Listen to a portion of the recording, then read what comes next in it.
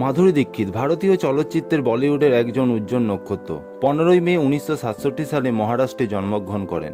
1990 দশকে তিনি ছিলেন হাইয়েস্ট পেড তারকাদের মধ্যে একজন।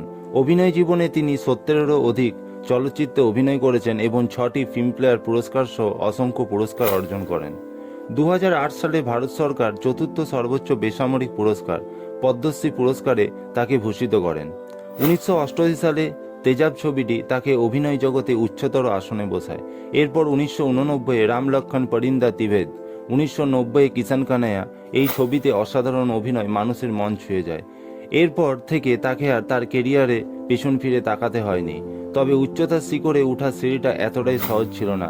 তাই আসুন আজ জেনে নিই তার জীবনের সেই অন্ধকারময় গল্প। 1980 থেকে 1990 একটি প্রথা প্রচলিত ছিল, বলিউডে কোনো নায়িকা সিঁড়ি বেয়ে উপরে উঠে তখনই তাকে দাউদের কাছে যেতে হতো। যদি সে না যায়, দাউদের একটা কলই তার ক্যারিয়ার শেষ করার জন্য যথেষ্ট। তেমনই কিছু ঘটেছে মাধুরী দীক্ষিতের সঙ্গে।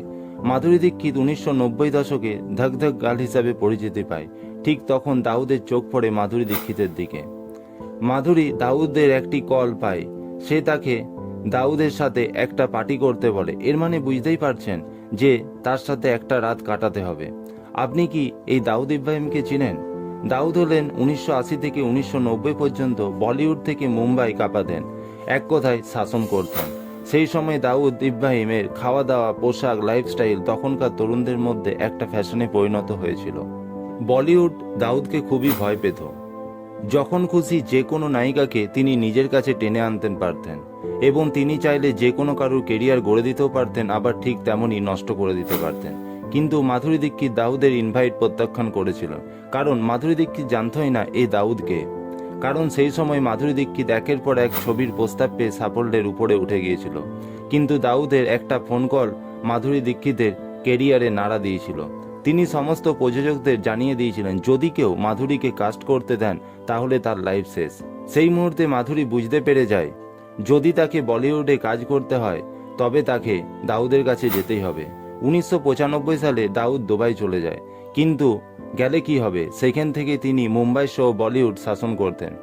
মাধুরী দীক্ষিতকে তার কেরিয়ার বাঁচাতে দুবাই যেতে হয়েছিল, দাউদের সাথে পার্টি করতে হয়েছিল এবং তার সাথে একটা রাতও কাটাতে হয়। দাউদ মাধুরী দীক্ষিতকে এতটাই পছন্দ করতেন যে বারবার তার কাছে কল আসে দুবাই যাওয়ার জন্য, আর তিনি বারবার দুবাই ছুটে গেছেন।